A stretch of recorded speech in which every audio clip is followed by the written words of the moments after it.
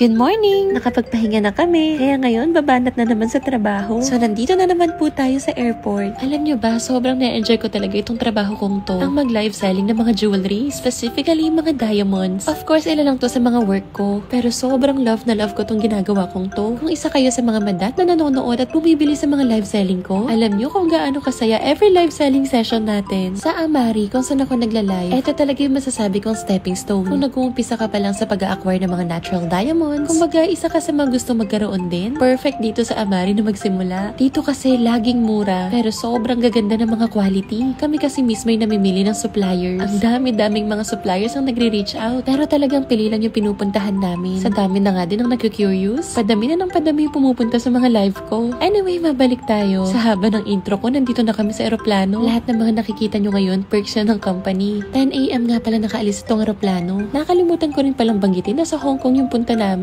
Bukod sa Japan, nandun din kasi yung mga malalaki at magagandang suppliers ng mga natural diamonds. Ultimo nga kahit nandito sa taas, nagmi-meeting pa talaga kami. Ang dami kasi talaga naming nakaabang ng mga pasabog. Pagkatapos namin kumain, iidlip nga muna sana kami. Kaya lang saktong paghiga naman namin siyang pag-announce ng pilot. Aba, maglalanding na raw pala. Sobrang bilis lang ng biyahe. Tawa nga ako ng tawa dito. Kasi akala ni Kevin makakatulog pa siya. Pero ayun nga at ilang minutes na lang maglalanding na. 4 na gabi lang naman kami dito sa Hong Kong. Pagkatapos noon, magbabakasyon na ulit kami sa Japan. At yun nga yung isa sa nilook forward ko. Kasi this time, kasama na si Amanda. Hindi biro ang gastos doon. Kasi kasama ko din ang pamilya ko. Kaya heto kami ngayon, kailangan pagtrabahuhan. From airport, nakarating na kami dito sa hotel. Saktong-sakto lang naman yung dating namin at pa-check-in na rin. Bale yung live selling ko mag-uumpisa ng 6 PM. So meron pang konting time para magpahinga sana. Pero syempre, hindi rin tayo magpapahinga. Kasi ang dami ko pang ina-edit ng mga videos. Ang dami pa kasi mga pending na mga brand deals. Sayang din kasi kaya kinukuha ko rin yun ng trabaho. After ko mag-shoot at mag-edit, nag-retouch naman ako ng aking buhok tsaka ng makeup. Kasi dediretso na rin kami kung saan ako magla-live. Alam nyo ba itong supplier na to, isa to sa mga paborito namin. Napakagaganda at puputi kasi ng mga bato. Pero nakakakuha tayo ng napakalaking discount. Kaya naman yan talaga yung mga hinihintay ng mga madam sa Amari. Yung mga pambubudol natin sa mga suppliers. Fast forward, nandito na nga ako sa office. At ilang minuto na lang magsisimula na ako. Hindi na nga ako nakapag-video. Pero sa loob lang ng ilang oras, eto nakadami yung mga napagbentahan. May 3 nights pa tayo. Kaya naman abang kayo sa Amari ha. Yun lang, bye!